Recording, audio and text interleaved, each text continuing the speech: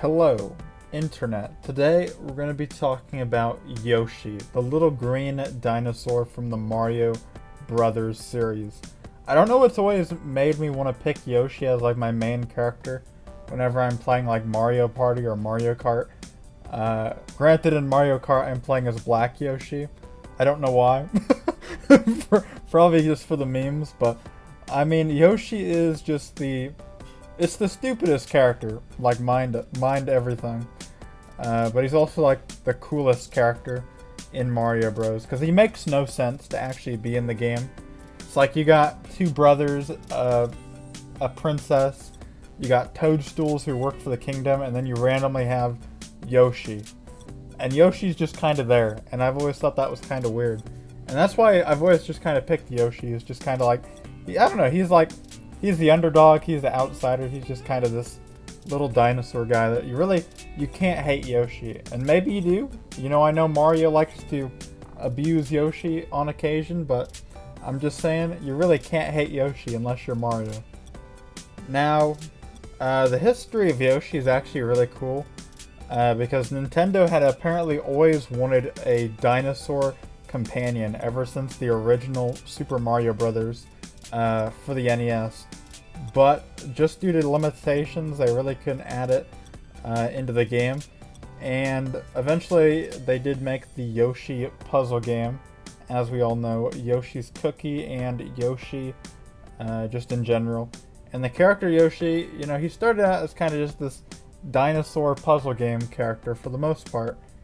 And I just find it really interesting how they wanted a dinosaur in Mario Bros. Like, what benefit would that serve to the main character? I really don't know.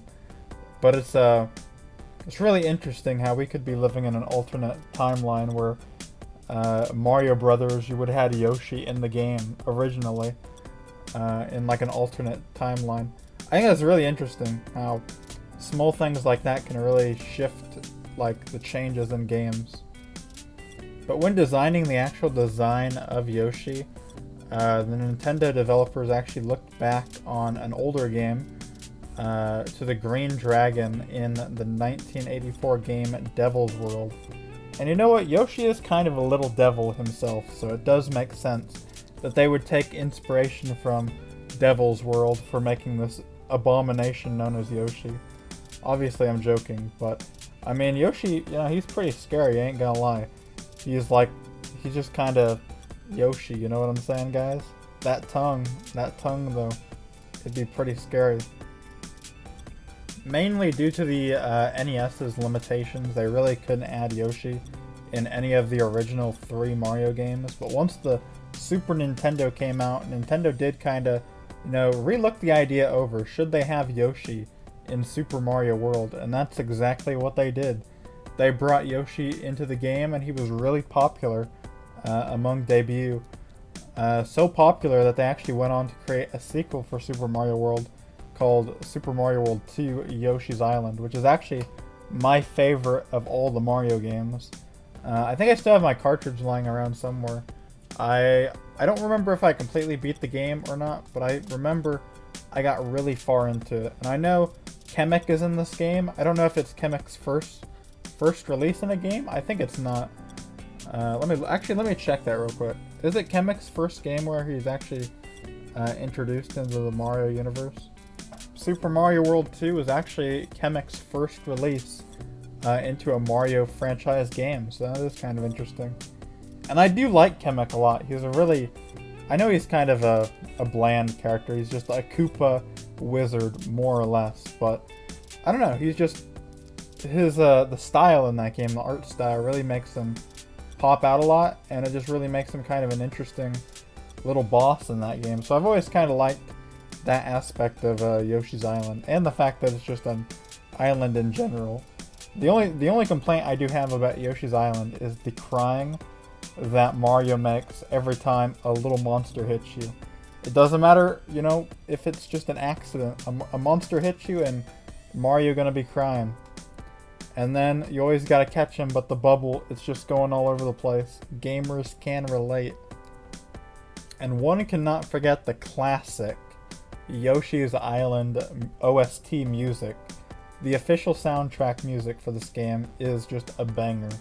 Like you could literally have Lil Uzi Vert come out and rap over this shit, and it would, I don't know, it might be equal. It might be equal. I'm just gonna say, you know, to the source material. But that'd be pretty lit. Right for you, Lil Uzi, a raw zombie poster.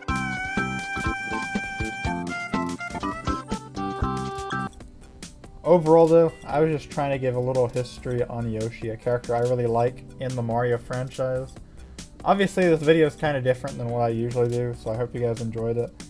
And I'll probably see you guys for a future video pretty soon. I've been kind of low on ideas lately, again.